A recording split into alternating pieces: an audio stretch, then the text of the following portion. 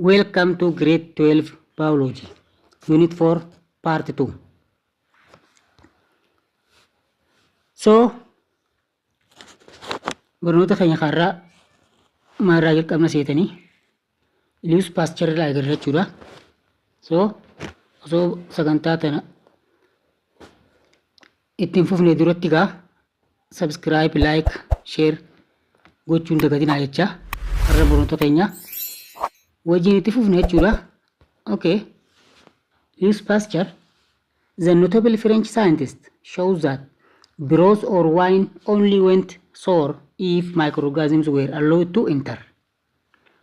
Kana Lewis Pasteur, scientistiin biyya French kun biroosii yookaan waayinii kana kan inni batu, kan inni faalamu yoo microorganismoonni akka keessa seenan allowed godhan yookaan immoo akka keessa seenan taasifamu qofaa jedhe. Okay? Also, no microorganisms appeared in the broth unless they were allowed to enter from outside. Akkasumas microorganismoonni broth keessatti jiran hin argaman jee haga alarraa microorganismoonni akka seenu taasifamutti jechuu isaati jechuudha. Okay? Okay, figure 4.2 kan inni ibsu Pasteur made a series of flasks with long and twisted neck hayo kan irte swan neck hayo kan swan neck flaski gosa saadhaa qubee saadhaa qabdu jechuudha. Achi keessatti gaa in which he boiled brothii ni danfisa akkasumas sterilize godheet efa boiled godhe booda sterilize taatee jirti jechuudha boiliin tuni. So he designed allowed air inside the flask to be exchanged with the air from the what? From the outside. Takka gaa outside irraa akka seenu taasisa takka immoo prevent godhaa jechuudha. But prevented the introduction of any airborne microorganism. Okay? Prevent godhachuu gaa airborne microorganism kana which would get catch in the twist and bend of flask necks. Flask necks yookaan immoo S shape kana jechuun kan dabe kana keessatti jechuudha. Akka inni dabar kan taasisu jechuudha. Okay? If a life force besides the airborne microorganisms were responsible for microbial growth within a sterilized flasks, so it would have access to broth. Okay? Kana jechuudha. Kana brothidha kan deemuu dandeessu jechuudha. Whereas the microorganism would not.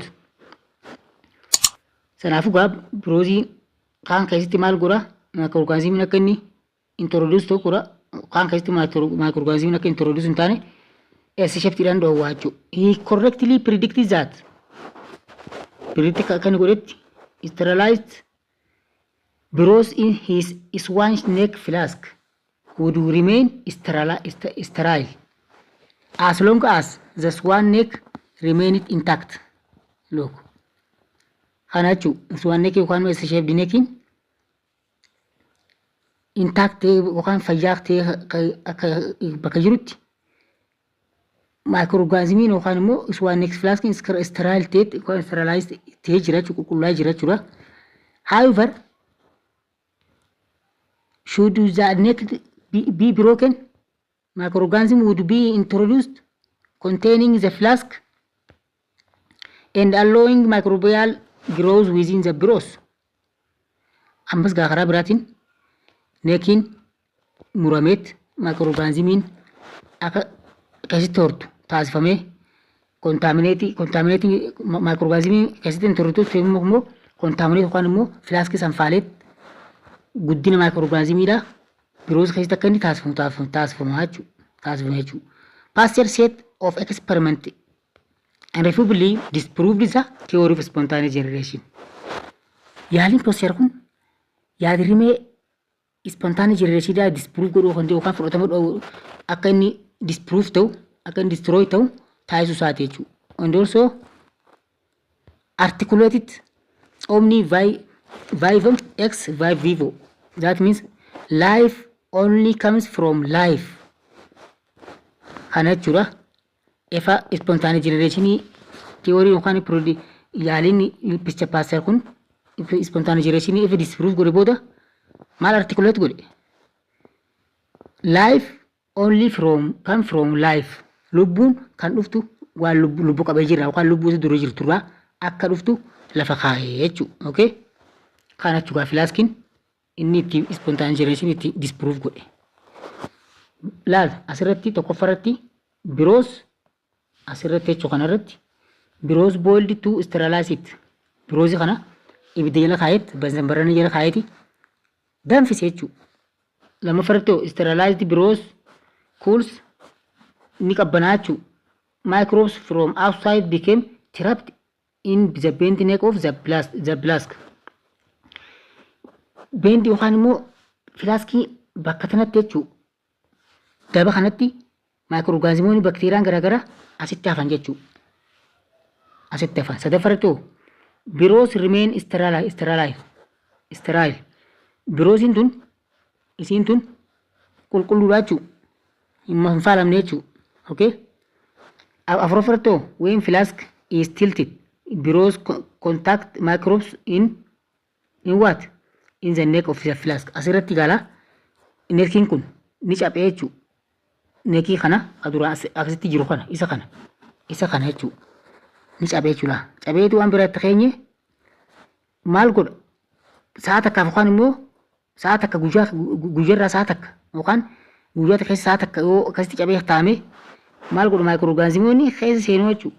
Keessa seenaniiti keessa waliruu eegaluu jechuudha. Shanaffaarratti microbes replicate in biroos. Microorganismoonni akkasitti waliruu eegalaa jechuudha. So haala kanaan yaaliin tun spontaneous generation dhabamsiiftee jechuudha. Okay, we start with a new type. Number 3, eternity of life. Ayyo kana jechuudha. Okay. Okay, we start with eternity of life. In this theory of life, there is no beginning and no end or end to life on earth. And so life neither needs special creation, nor does it need to be generated from non-living matter. Kana jechuudha. Akka ilaalcha yookaan theory eternity of life itti immoo lifetti maali? There is no beginning and end to life on earth. Lubbu qabeeyyiin lafa gubbaa jirtuun yeroo itti jalqabamtee fi yeroo itti xumura argattu hin qabdu jedhanii lafa kaa'an jechuudha. Akkasumas life neither needs special creation. Lubbuun tun yookaan lubbu qabeeyyiin tun special creation nama sirriitti isaan waan yookaan wantoota isaan sirriitti uumsan waan adda kan isaan uumsan hin qabdu. Akkasumas nor does it need to be generated from non-living matter. Akkasumas lubbu qabeeyyii waan lubbu qabeeyyii irraa hin ijaaramte yookaan lubbu qabeeyyii irraa hin ijaaramne lubbu qabeeyyii irraa hin dhufne jedhanii lafa kaa'an jechuudha. Okay? Supporters of this theory believe that life is an inherent property of the universe.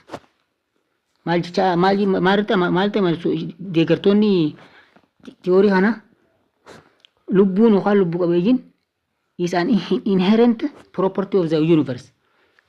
Inherent property yookaan amaloota universe yookaan hawaa kan propertiilee hawaa kan ta'edha. Kan hin dhaalamne jechuudha. And also it has always existed as the universe. Yeroo hunda akka university yookaan akka hawaatti argamtee jira. At the time when such theories were being propounded, yeroo theoriin kun bal'atee dagaagee nama hundaan fudhatama argataa dhufsanitti many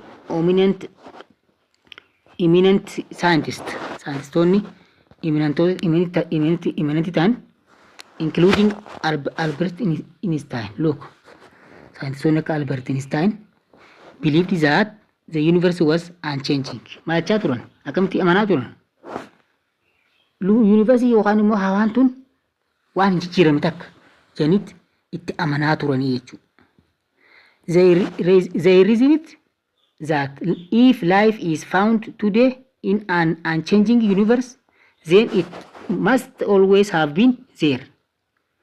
ما رسوا مالتي في أماناتون yoo lubbuun takka uumamte bakka hawaa hin jijjiiramne keessatti tanaafuu lubbuun sun achuma turtii haga hawaan sun jirtutti haga hawaan sun jirtu akka achuma turtii hin baddusi hin uumamtusi jechuu isaaniiti. Okay? So araafnuuf gaa aga sagantaa biraatti walitti deebinutti nagaatti jiraadha.